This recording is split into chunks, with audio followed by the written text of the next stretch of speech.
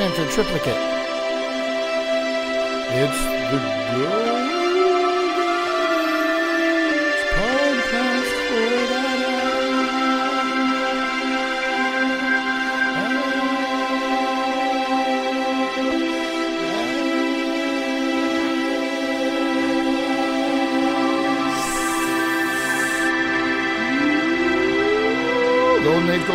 that Golden Age Pauldcast is in the motherfucking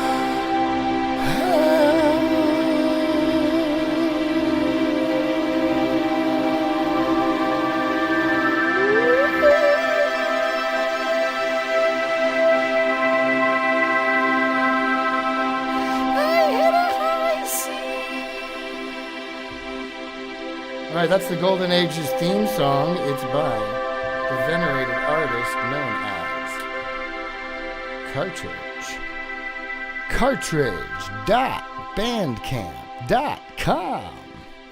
Here's our beautiful, ethereal, delicious sounding theme song for the Golden Age Pauldcast. And without further ado, here I am, rock you like a hurricane.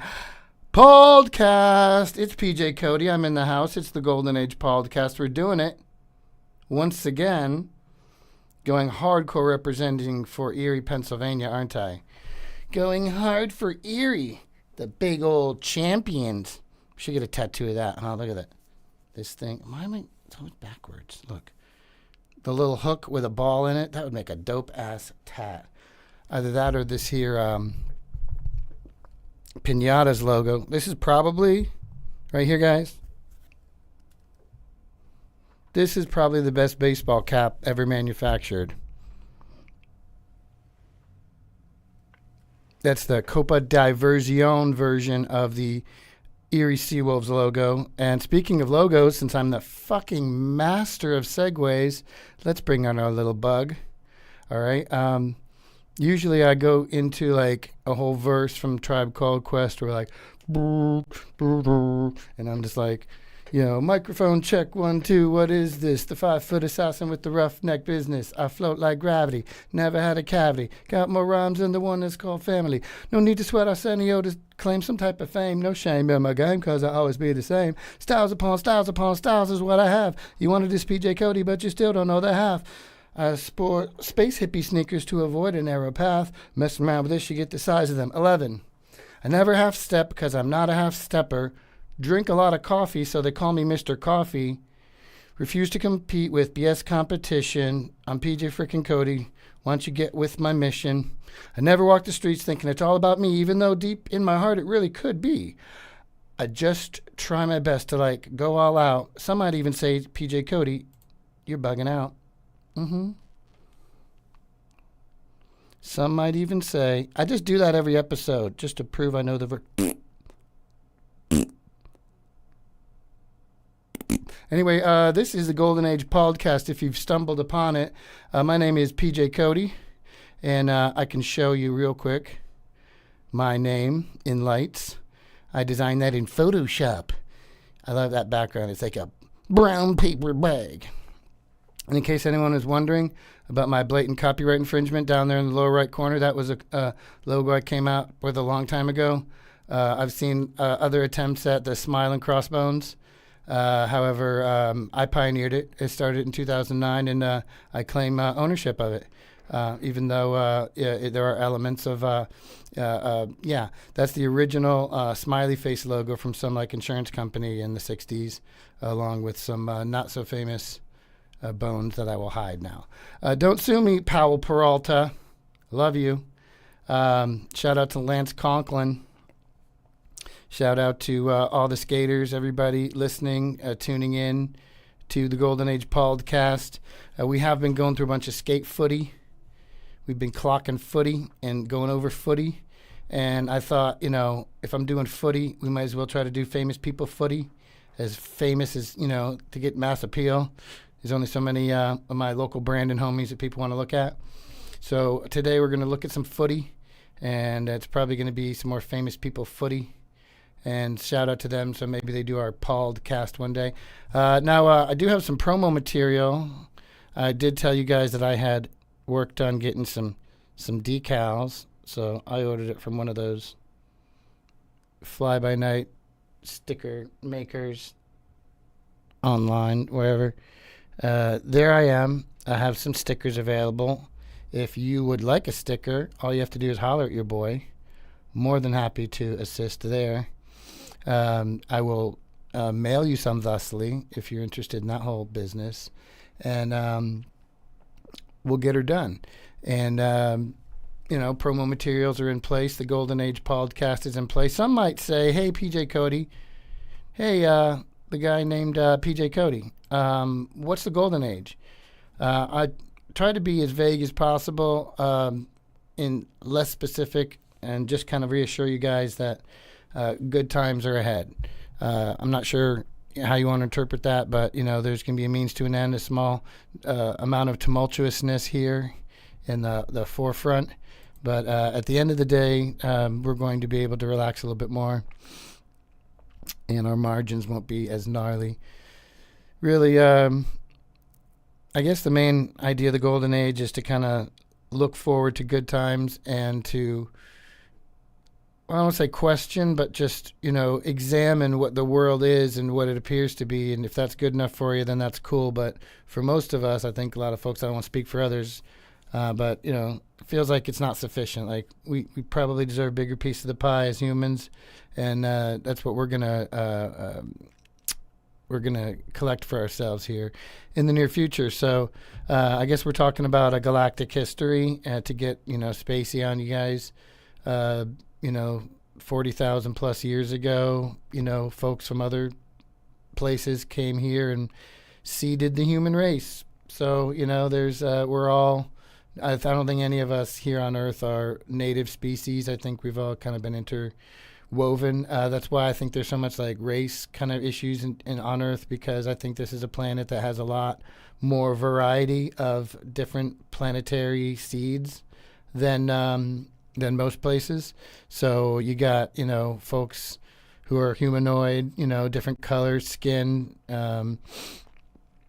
and different origins, planetary origins. There are, some bad guy, malevolent extraterrestrial types, and most of them are good guys.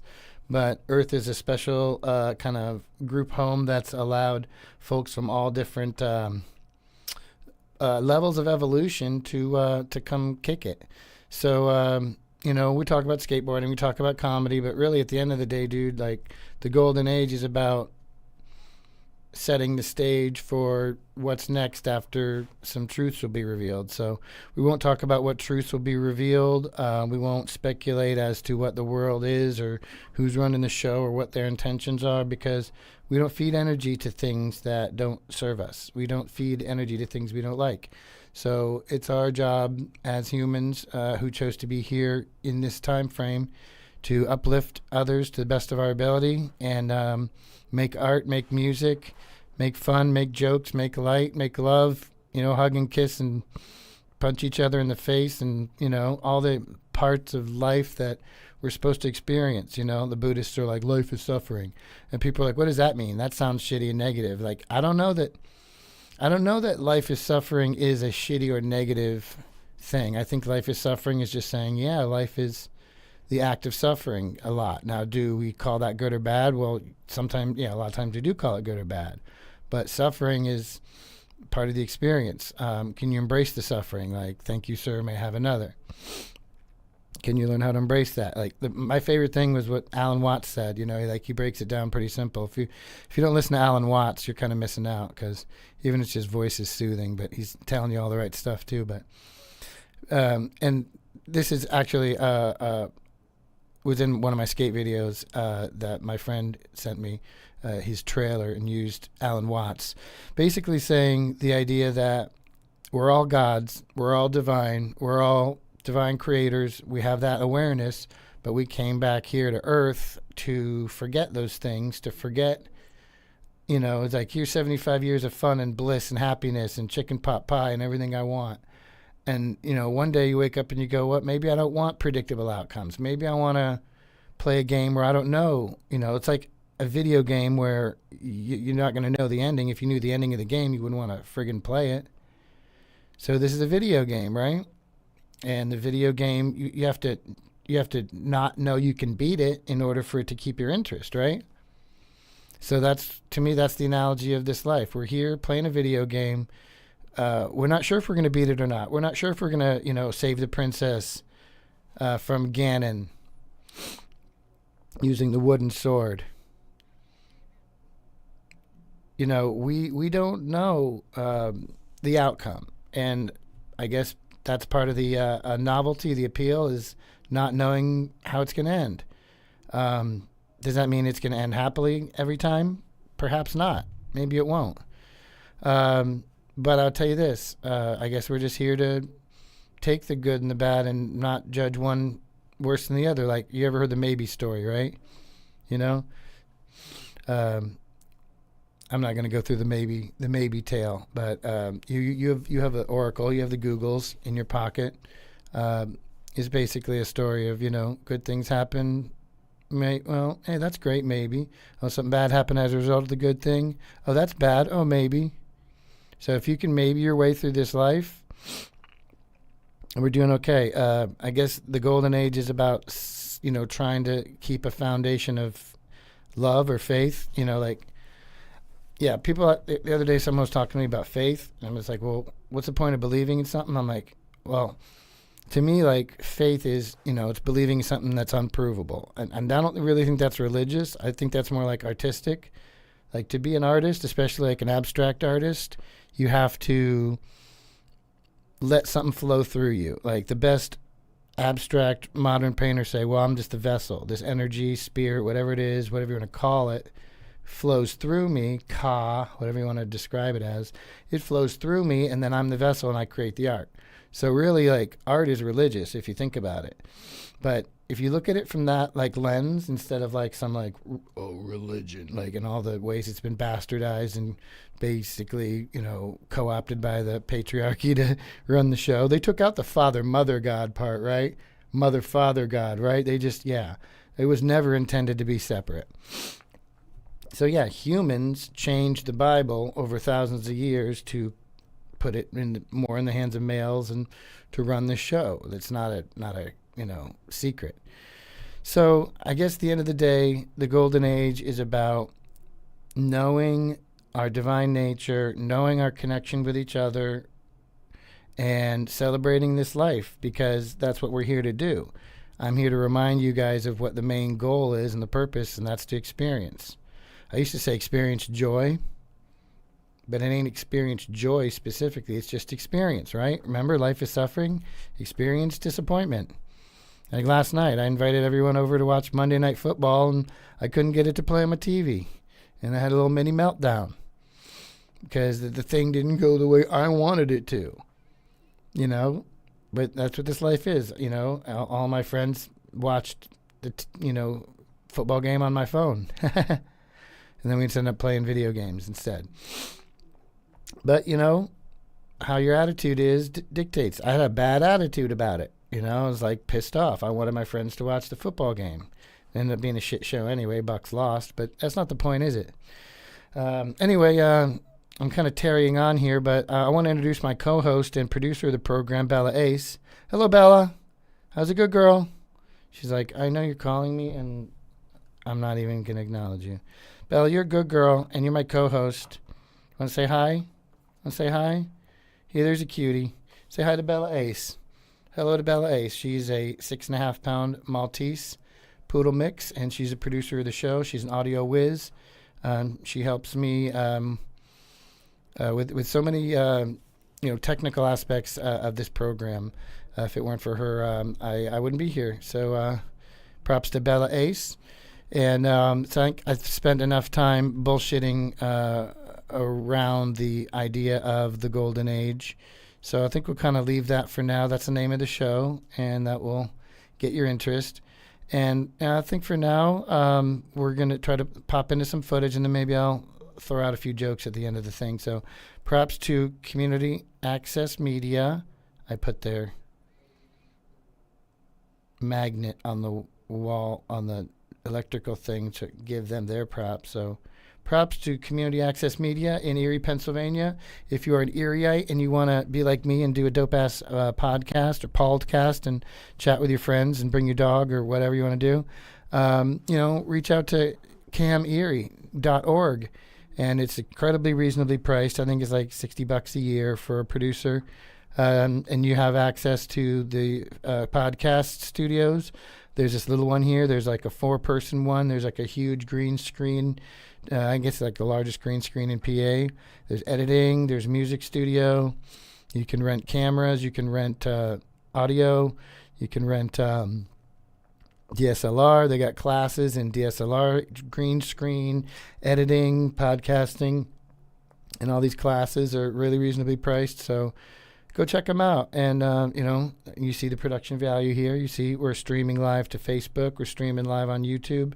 If you guys are on YouTube and you can leave a comment and say hello, throw me any ideas or any concepts. If you use an impression and impersonation I can do for you, call it out. I am here to provide entertainment and production value. So that being said, I think we're going to jump into some footage real quick, since if that's one of the reasons you're here and you've listened to my spiel for the last 17 minutes. We're only 17 minutes into the Pauldcast, all right? Call me tits. That's what I tell Bella sometimes when she's getting all antsy. I'm like, call me tits, all 8 of them. You don't say that to a human woman. I've learned that perhaps doesn't work. It doesn't get the outcome you hoped it would. So,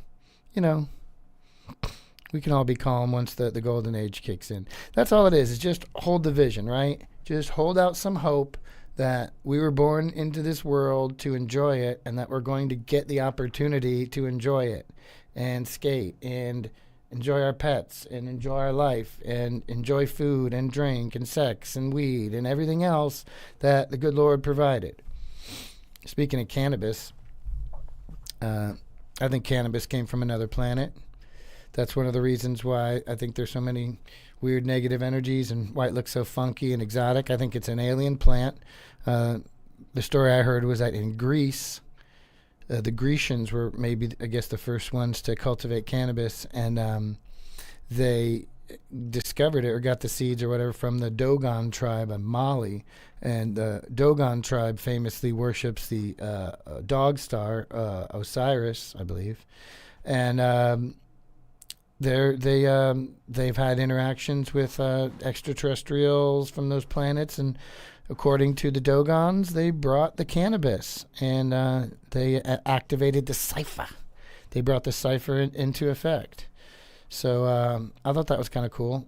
So it's my medicine, My housemate's like, oh, you should get that cough looked at. I'm like, no, that is how I imbibe my medicine. I don't ask you how many Ativan you take a day. Dirt to dirt. I don't judge nobody, man. We're here to enjoy the golden age. And that's what the Pauldcast is here to do. And we look at skate footy. So comedy, skate footy. I don't really have too many. I don't like to be a niche kind of guy, but I do have a few side niches.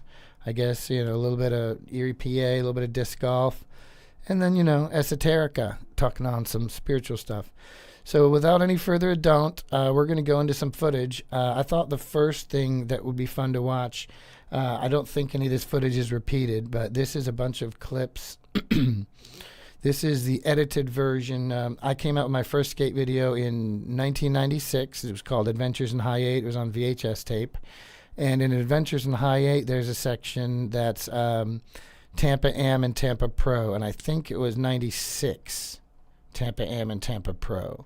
So I think in the last podcast, we looked at a lot of footage from the first Tampa Pro and Tampa Am in 96, but this is the second, or 95, but this is the second one in 96, I believe most of this footage is from. So, and then after that, I think we'll look at the vert section. I did a vert section a while ago, and if it's on VHS, I'm sure most of the street rats that bought my VHS tape, one of 100, just hit the vert button for the vert section. And if you're a non-skater and you don't know what the vert button is, that's the fast forward button on the VCR. Sorry to all the vert dogs out there listening. But you got it, But I'll probably watch the vert section too, because there's some pretty famous footage in there, and there's some stuff that I haven't shown you guys yet. So I'm going to ignore. I'm just going to keep the audio down. Last podcast, you really couldn't hear me talk my unnecessary drivel over some of the skate clips, and maybe it was better that way. Perhaps we don't always have to hear me run my yap. But I think we're going to look at this real quick, and, I'm just going to leave the audio down, and I'm just going to talk over top of it. So let me adjust myself a little bit, move over here. All right, so sorry, Bella. You just keep napping, and we're going to start watching some footy. And let me see here. All right, so this is the contest and demo section. We edited this using... what do you call it? Video toaster. I'm just going to turn the volume all the way down. All right, so this is my brother Chris. This is the very first run of the very first heat. This was the very first 3 tricks ever done in a Tampa Am.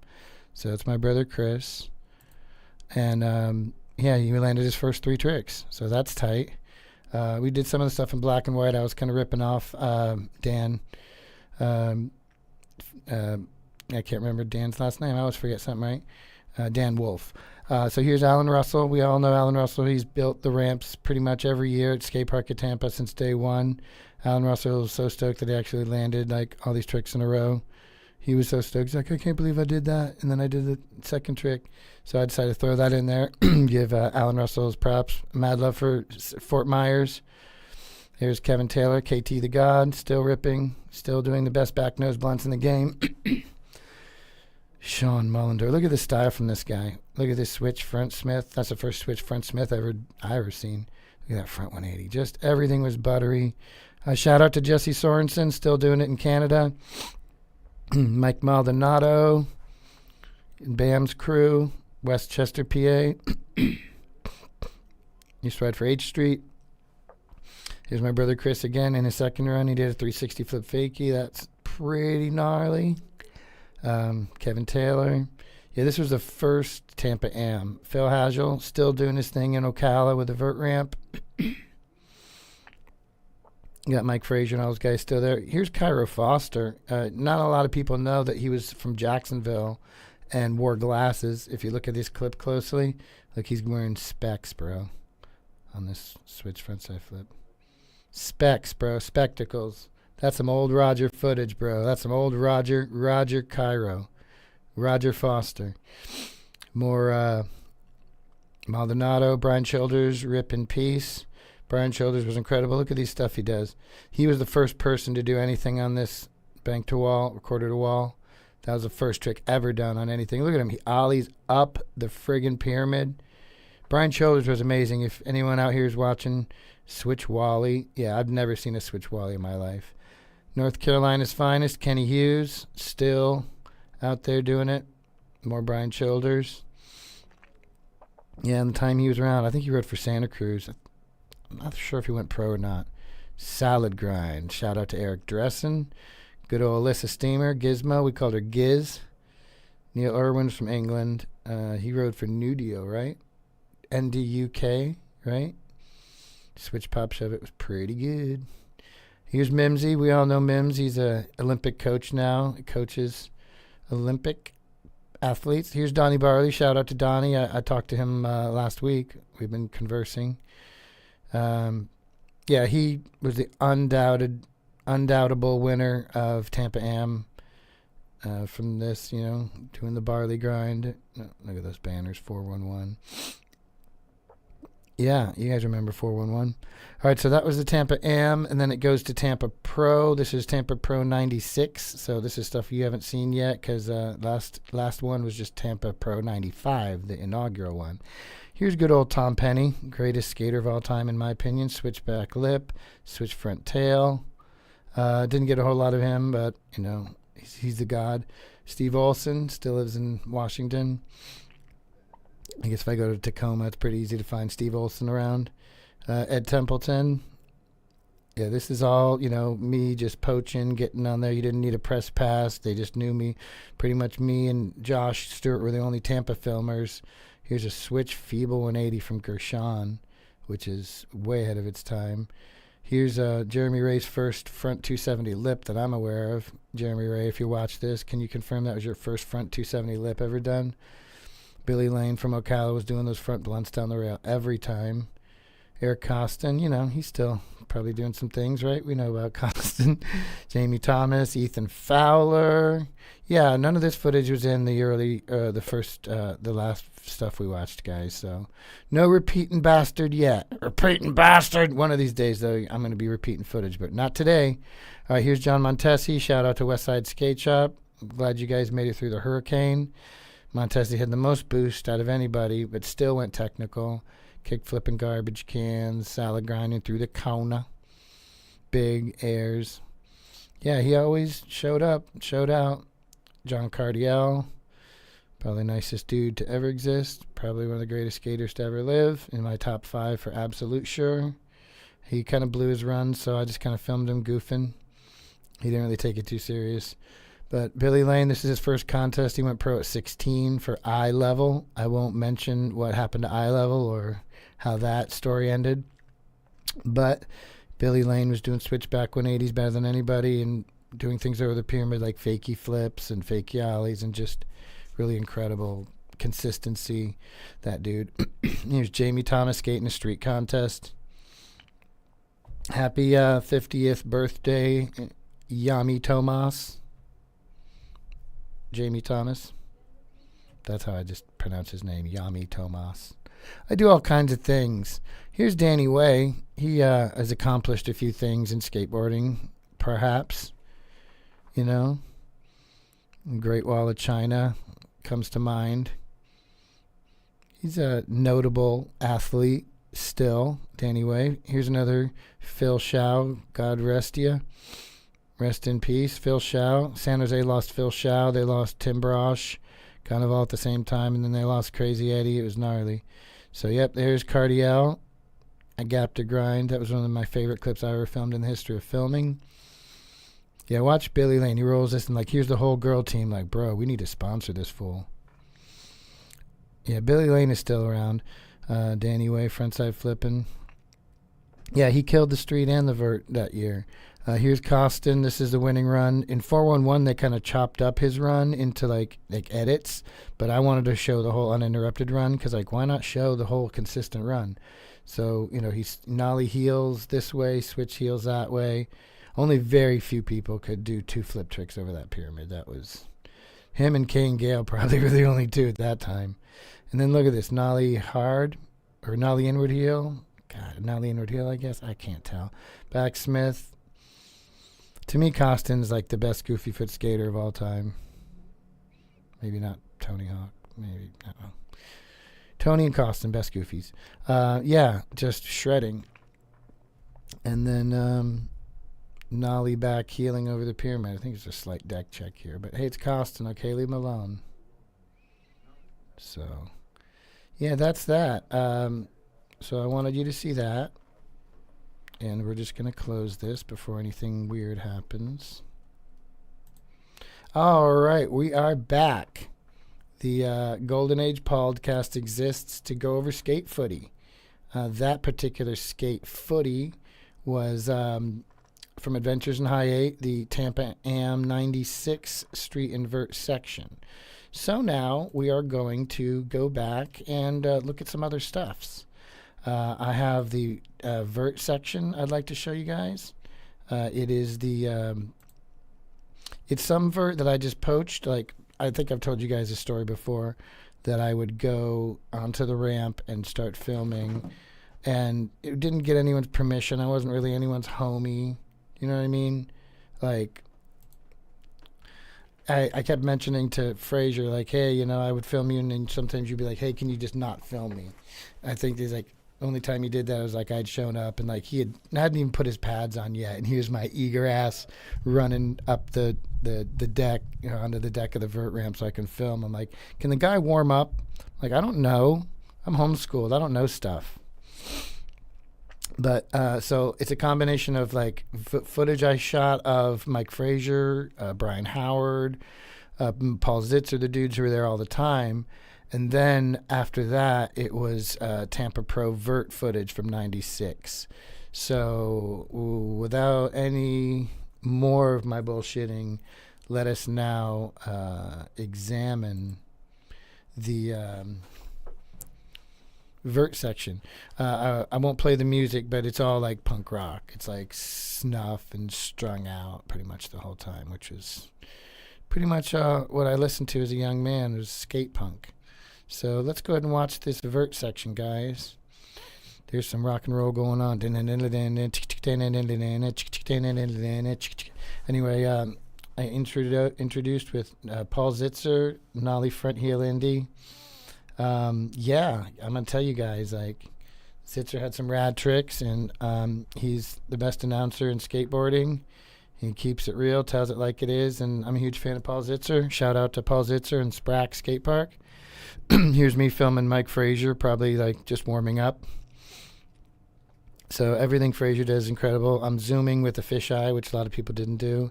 360 varial mute. Like, this is prime Frazier, probably 96 Frazier. Oh man, he just like kickflip Indy in my face. Like, I was in heaven. Like, filming vert is probably my favorite thing to film. And they didn't do like I did it with the zoom in. But yeah, I mean, they did it back in the day. Look at these kickflip, man. Huge stale fish to fakie. Shout out to Mike Frazier. I hope you're watching this Pauldcast right now. And if not, I'm going to share it with you. Be like, hey, watch me give you props on your old footage. Hey, look at this right here. Front blunt slide to fakie. Not a whole lot of times could those be pulled off. So this is probably when he was on stereo, when Frazier was riding for stereo.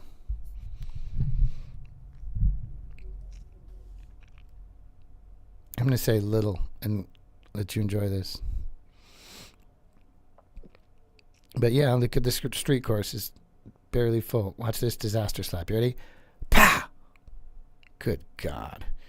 Yeah, Frazier reposted a bunch of these clips last week or last month and giving me props. It's like, yeah, he's like, you know, we know I filmed this stuff. This is a switch front. I guess it'd be a switch front melon, right? Yeah, that deserves slow-mo. Switch front melons. Oh, man. That Madonna will go down in history. Yeah, kickflip mutes. Like, he had all the flip tricks, man. Like, at that time, if you didn't learn flip tricks on vert, you were a dinosaur. You were done. Backtailing. Yeah, I think Frazier just reposted some of this stuff recently. So props to... Thanks, Mike Frazier. You're the man. Always an inspiration ever since back in the days. And oh, here's Zitzer. Back in the days at Astro, we'd go to Tarpon Springs, and there would be Mike Frazier in the back. He looked like a big duct tape ball and skating for Zorlak. I filmed this stuff on my very first high 8 camera. It was a Canon high 8. It was a 1-chip high 8, and I put the fisheye on. No, I think actually it was a 3-chip. I don't remember. Anyway, no, it was high 8. It was before 3 chips. So yeah, poaching some Zitzer stuff. He's riding his birdhouse board. I think that's the one with the bear on it. If I'm, you know, for the board people out there. Front melon's always gnarly. I guess they call that a lean air, right? That kickflip Indy was one of the favoritist thing I ever filmed. Now Brian Howard was just his skating was just too big for this obstacle, for this ramp. Like, he would oftentimes be up in the rafters, knocking those fiberglass things around. I went to town on this place. Yeah, everything he did was huge. Giant kickflip Indy fate. My God. Shout out to Brian Howard. Strange Love Skateboards just put out reissues for Brian Howard graphic. Damn, look at that axle smash. Paul Zitzer got a reissue board. Mike Frazier got a reissue board. So all three of these dudes got reissue boards. Strange Love, you can send me a box anytime you want. All right, so here's Rodney Mead. He's an old invert guy doing a lot of hand plants, so you can always count on him for hand plants. And then he does this trick called the Around the World. I'm pretty sure that's called Around the World.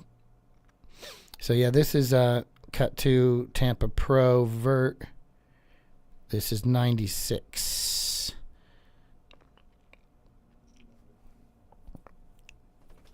Phil Hagel, always consistent. Stevie Cab skated that contest. Cab tail grab. Woo! Cab doing a cab. Irony level extra high. Look at this bean plant, right? Or fast bean plant, yeah? I don't know for sure. People correct me if I'm wrong. I'd really like to be able to have this. How about Salmon Aga skating vert? Hey, you got any Salmon Aga vert footage? Yeah, I got a few clips of Salmon Aga skating vert. Oh, Max Schaff. Oakland's finest, baby. Yeah, this was Tuss's year. He got second to Danny the year before in 95, and Tuss was not going to lose this year, so he went hard. He did that weird kickflip thing that I showed you in the last thing, but didn't win for it. Look at that alley-oop cab tail grab. That trick lives rent-free. All right, here we go. We're doing it. First rewind of the thing, dude. I want you guys to see this. Tuss Pappas does this. Look at that nollie heel. But look at this. Tuss Pappas does like a alley-oop cab tail grab that lives rent-free in my brain every day. Yeah, Birdhouse Zitzer. How do you like that? Fakey 5-0. Good God. That's actually pretty good, Zitzer. He had some no-grab runs that were sick. Uh-oh, Tom the Rock Boyle. Tom the Rock Boyle. Good God.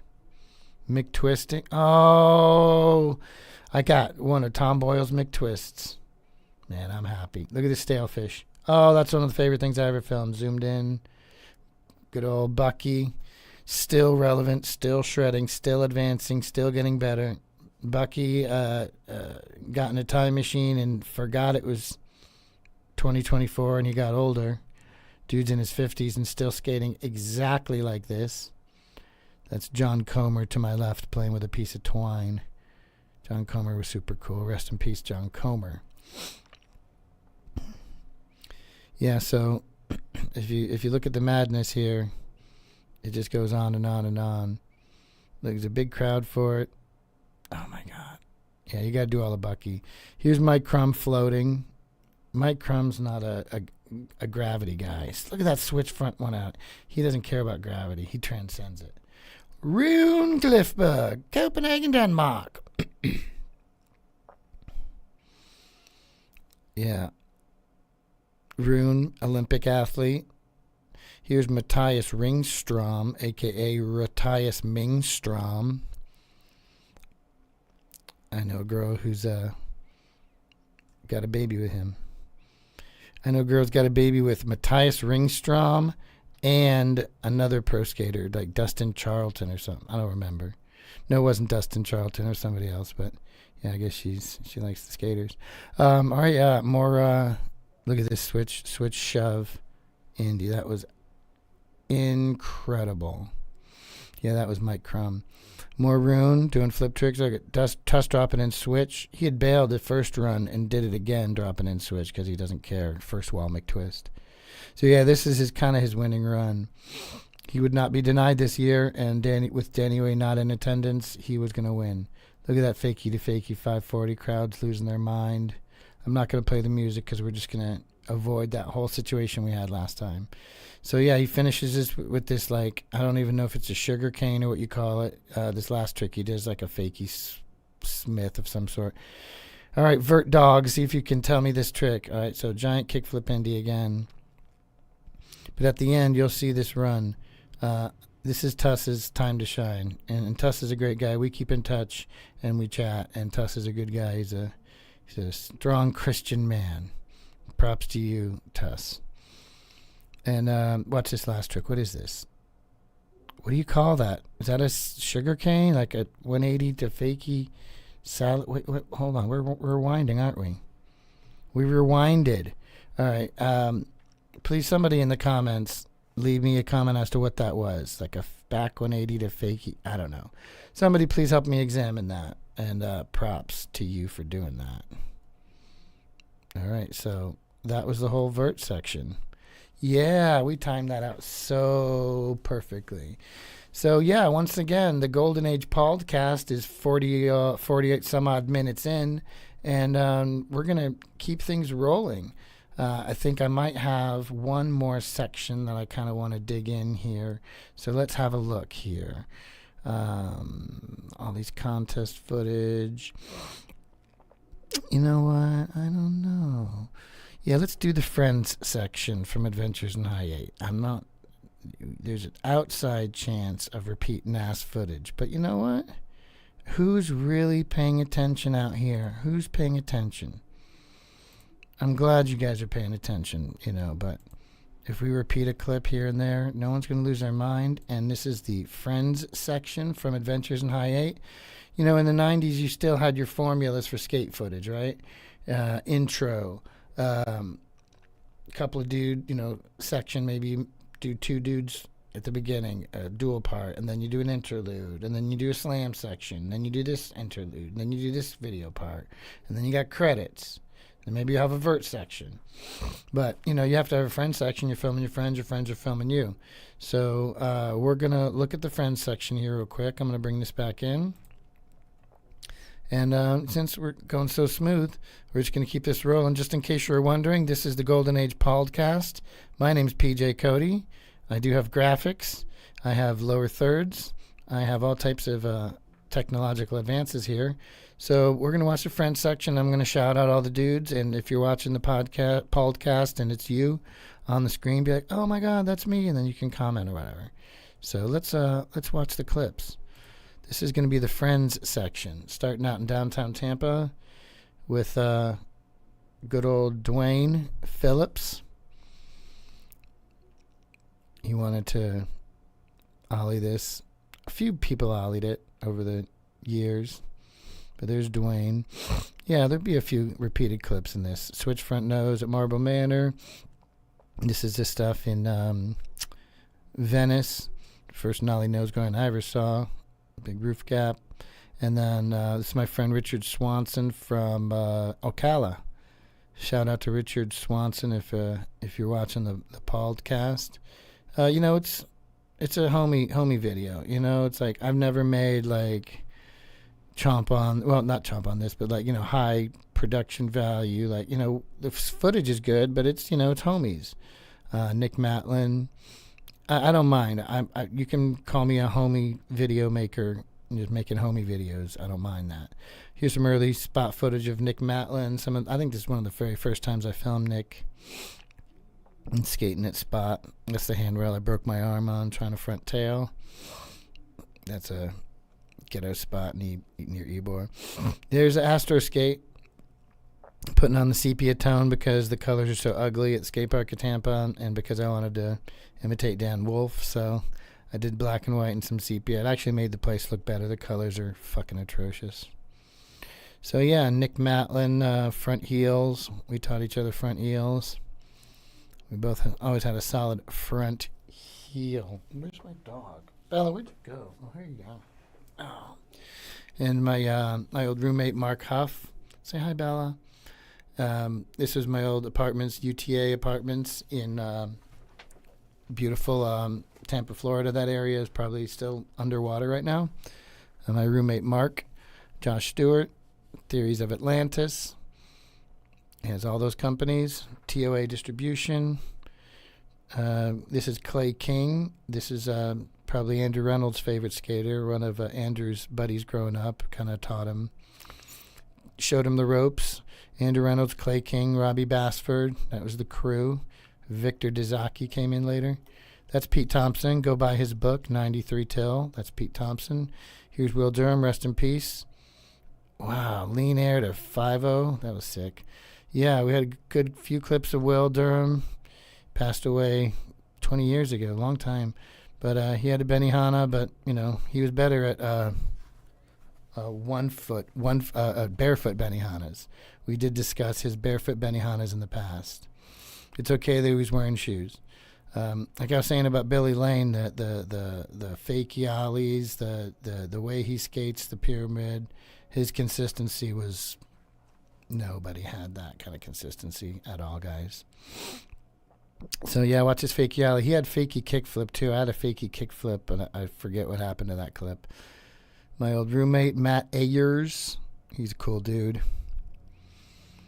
And he was kind of bummed because I used these dumb graphics in like the little stupid shit there, and he hated that. And he's like, dude, you guys wrecked me. I'm like, I wrecked you, bro? I put clips of you in the video. I don't care if there's goofy fucking frames. You got in the video, dipshit. Shout out to Ricky Dixon, R-I-C-K-I-E. I spelled that wrong. But if you make skate videos in the 90s, you got to misspell names. It's part of the thing, part of the aesthetic. Yeah, that's the best nollie heel flip over that pyramid ever done. And Ricky Dixon was one of the most slept on, underrated, unassuming, modest, chill dudes ever available. This was first try, this nollie back heel. Look at that, the hard way. First try. Bro, don't ever sleep on Ricky Dixon. He's one of St. Petersburg's finest. Yeah, we used the frames, but Ricky didn't get bummed. There's a switch heel over that bench. That's the famous bench, baby. Jared Brantingham. Every one of my skate videos has to have Jared Brantingham in it. There's no exceptions. So Jared was sick, always has been. Oh, my God. Kenny Hughes is a beast. Oh, my God. I know he's like 6'4" or whatever, but he looks about 10 feet tall in these clips, dude. He's just like a linebacker on a skateboard. He's incredible. Yeah. We even went to his hometown for a skate contest once in North Carolina. First in flight, baby. First in flight 23. Shout out to Kenny Hughes. And then shout out to Rob Beasley, too. With a front blunt to fakie. He was another St. Pete legend. Slept on. Will Lotes. He's my fellow team rider on Cucumber skateboards. Yeah, that's right. You heard that right. I rode for Cucumber skateboards. Tom Montesi being the best. I think you saw that clip. Brian Love, not Snow. God, you fuck everything up. All right, Pat Ader. I think he worked for Nike for a long time. Patrick Ader, if you see this, give me a holler. I heard you were making some moves for a while. Pat Ader. Patrick Ader. I'm going to look you up on LinkedIn. Patrick Ader. A-E-D-R. Look at his big flip. Yeah, that was the first big flip I ever seen over that stupid pyramid. Good old Brian Schaefer, the captain of the ship. Skating the motocross gap, doing a method air. Here's Stefan, my Canadian friend, skating our local spot in Brandon called Zook Hills, Z-S-O-O-K. Zook Hills was a bank. It was very hard to skate, but Reynolds didn't seem to have a problem with it. And, yeah, Stefan was from Canada. He's hilarious, one of the funniest dudes I've ever met. Punching the ground, being a goofball. Yeah, Stefan, I think he's in Ottawa now. If you're around, Steph, give me a holler, bro. Still need to go to Canada and visit him again. So that's at Busch Gardens, those banks, pretty gnarly banks. And I think the section's about to end here. He does this gnarly Danny Way inspired trick. And that's that. Ha ha! The Golden Age Pauldcast. 814. Yeah, we represent 814 to the 813. 813 to the 814. It's funny that Erie's got only one number off of Tampa Bay. Remember Tampa Bay? Look at that. Look at this beautiful, beautiful stuff. Fisheye, fisheye, fisheye. Anyway. So, in case you didn't know, I am a filmmaker who makes skateboard videos. My name is PJ Cody, and this here is the Golden Age Pauldcast.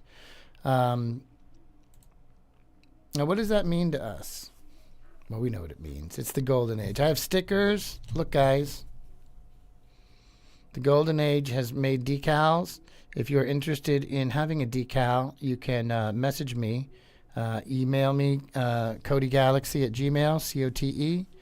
You can please like, subscribe, prescribe, describe the Golden Age Pauldcast on my YouTubes, which is the Golden Age TV show. On the Facebook, says PJ Cody, COTE. I'm on the X, gonna give it to you. They gonna give it to you.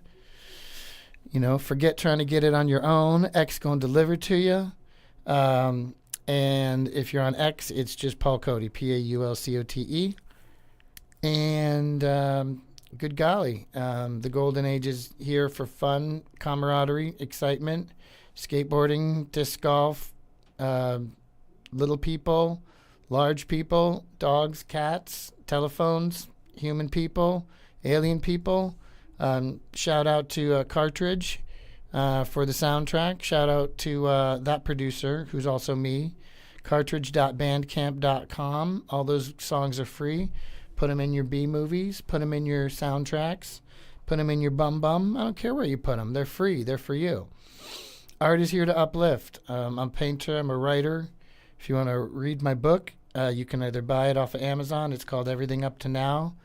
And then the follow-up called Everything After That.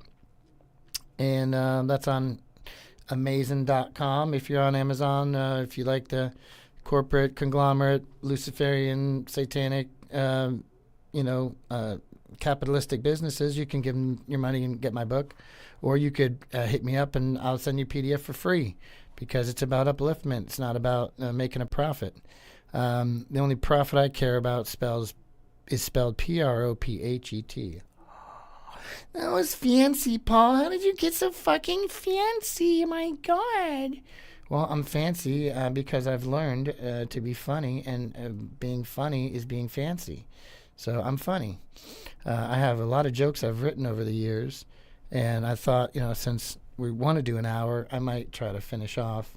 Since you don't know who PJ Cody is, I'm just going to tell a real quick introduction of myself and something I've written a while ago that I just kind of want to give as a best idea, just to kind of explain to you a little bit of who PJ Cody is.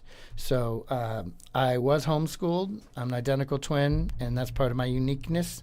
So this thing I wrote is entitled Homeschooled. So I got to admit, I'm cut from a different cloth, people. An ex once told me, your uniqueness is unparalleled. Nice way of saying PJ is one weird-ass dude. Now, I admit it, I'm a round peg in a square hole world, folks. My close friends, what's left of them, would hardly agree. I can make it hard to be friends with me sometimes.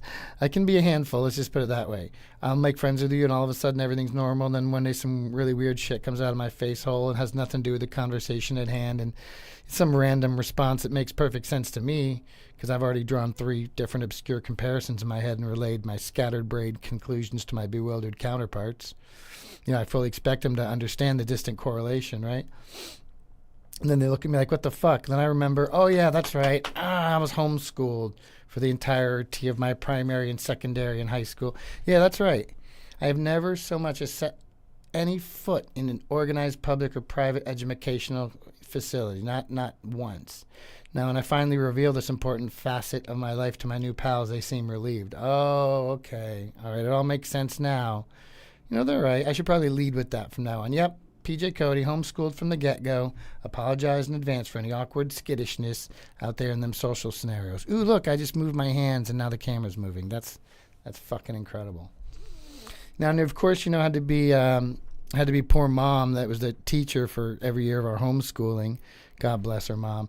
And not for any bullshit religious reasons. We're not zealous or anything, just hippies, Can I get a hearty round of applause for the 44-year-old mother of mine who thought she was going through menopause at first, then come to find out she's having twins at age 44, and then, just like a hippie, never even going in for like a sonogram or prenatal checkup or anything like that.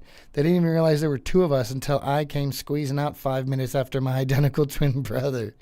I didn't even have a name. Mom and Dad had their little name all picked out for the presumably male 10-pound plus mega infant that presumably was in there. Now, on a side note, do you think a mother ever truly forgives a baby of that size? For unceremoniously splitting her in 2 like a piece of cordwood, forever rendering her poor lady parts chasm-like, unsightly, and practically unserviceable? Anyhow, it turns out I was the big surprise in the delivery room at Plant City Baptist Hospital on March 5th of 1976, right? Didn't even know I was there. I came out, Mr. No Name, that's me, right? I should probably change my stage name to Mr. No Name, since technically I didn't even have a name on my first birthday. So my parents, completely pragmatic, just said, I don't know, were the names for babies like in short supply like the gasoline was back then? I don't know. But anyway, they just gave him the Chris since he was first, and they just tacked the Paul onto me. So basically my first name is a middle name. So get this, my first name is technically a middle name, but I don't have an actual middle name at all.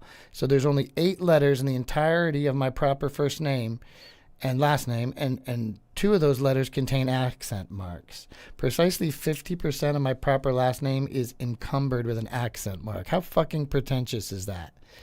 The correct spelling of my name, C-O-T-E, contains both a circumflex and an, wait for it, an aigu. No, that's not infant baby babble, folks. These are grown-up words. Every time someone would call the house back in the day and ask for Mr. Coat, my dad would be like, "Nope, sorry, no coats here. Maybe you want to check the coat rack out there by the foyer, because nobody here but us Coaties." So he was Paul, and I'm Paul Jr., hence the PJ. And now you know all about my aliases. So yeah, not only did Mom deliver twin boys at 44 with no painkillers, she actually stuck around after that and homeschooled us for the entirety of our formative school years. As Flavor Flav would say, wow. I'm sure like Mother Teresa did lots for the poor and uncounted masses in her lifetime, but you got to give it up to the lady who consciously chooses at age 50 to keep her twin boys at home instead of finally being able to shuttle those tandem twin terrors off to public school every morning so that she could have even a few hours of peace in her day. What does she do? She stays home and commits to personally teaching us little toe-headed shit brats. Just little shit, but we were just so fucking, we were holy terrors.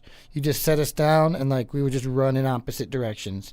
It was a nightmare, especially for someone that old. All right. And then we just lived in like an uninterrupted string of like single wide trailers and RVs and fifth wheels and sometimes the back of a bus. Like when reminiscing about my upbringing, I was like, if it had wheels, I lived in it. So Mom would just like grab the homeschool books. You would just go to the flea market, like I said, Joe and Jackie's flea market, just scraping and scrabble them up wherever she could find it. So basically we just had to like live off of like a huge like moth-eaten old 1970s Funk and Wagnall encyclopedias, just flipping through the pages, but it'd always be like missing, like we'd always be missing some books, Like the Funk and I don't know if you guys know about Funk and Wagnall's encyclopedias. They were like a cumbersome yet comprehensive source of information whose real value ultimately proved itself when you took it by the binding and fan the pages, releasing currency and, things that have been hidden in by a previous owner, currency which you could ostensibly use to buy real school books. My favorite thing I like to make up about my quasi-transient upbringing is that my dad could only afford to buy half of the Funk and Wagnall's encyclopedias because we were too poor to afford the rest. So as a result, I only learned about subjects ranging from N through Z because those were cheaper. You'd get those first, they would ply you with the N through Z and then sell you the more expensive A through M's. So consequently, I don't know shit about the Adirondacks, Bombay, or the Magna Carta, or Thomas Jefferson, or even the Constitution or Declaration of Independence, for that fucking matter. Now, the only problem I have with like telling this joke is that now I can't like break continuity. I can only tell jokes that have subject matters like N through Z. I wonder when I'm going to do that and just see how long it takes the crowd to catch on. They'll just be like laughing at the beginning of the joke. So, you guys ever been to the Netherlands? Like, what it was? Am I like revealing a pattern? What is this? The fucking Da Vinci Code? That is one goddamn esoteric fucking joke. I don't know what to tell you, man. I'm just really, I'm cut from a different cloth, as they say.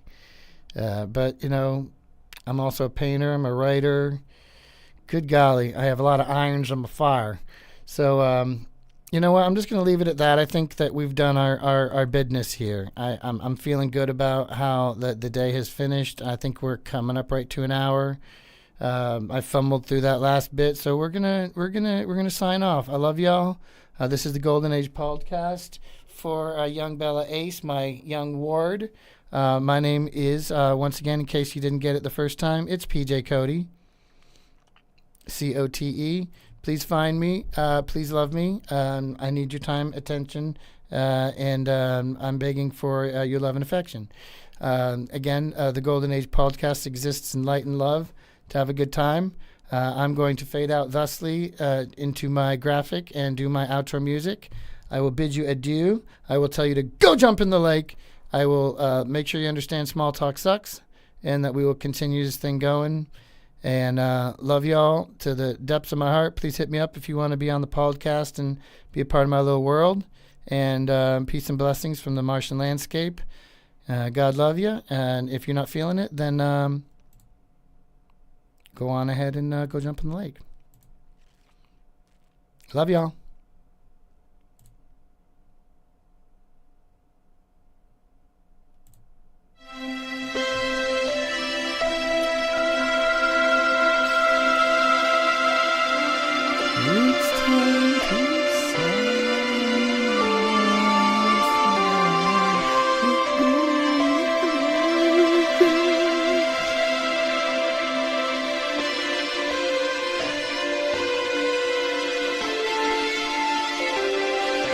Until next time, keep it real for yourself and other people. God love your life. It's the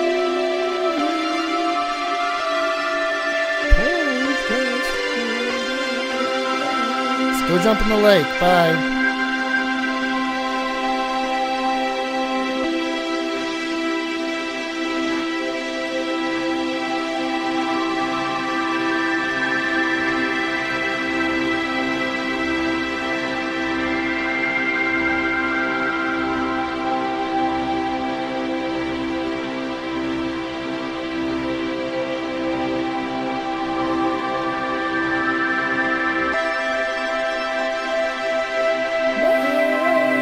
Bye-bye.